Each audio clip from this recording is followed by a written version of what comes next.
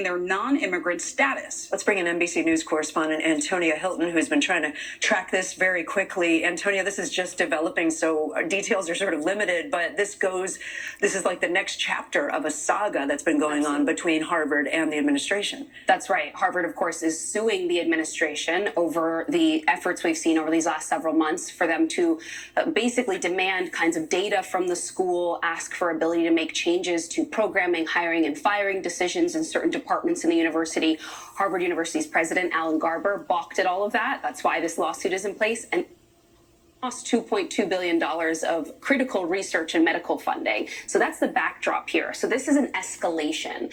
And I just want to spell out what this means. So this is going to mean that in the next school year, international students are not able to come to Harvard University.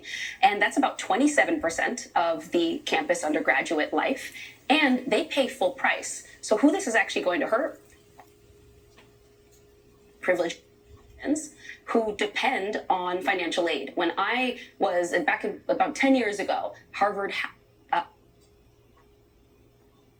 on some level of financial aid. So that gives you a sense of the scope and how many people will be impacted if the money and the support from this program is lost, which it looks like it has been. And you're previewing next year, but let's talk about the now. What is Harvard saying? And what about international students who are there on campus right now? Well, Harvard has already released a statement calling this unlawful. I'll read a bit from the statement. The government's action is unlawful. We are fully committed to maintaining Harvard's ability to host our international students and scholars.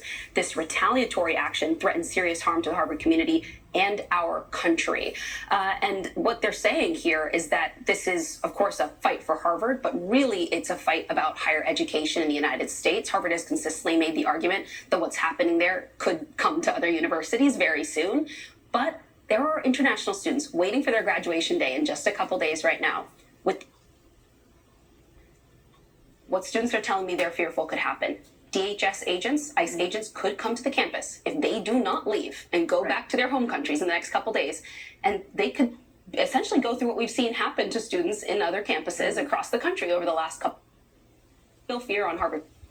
And a real part of the question that we're still trying to get answers to about how all of this is actually going to be enacted. Because they're here on student visas. They're here on student visas that now are no longer valid. All right. All right. Antonia Hilton, I know you'll continue to watch it for us. Thank you. We have new developments today in the manhunt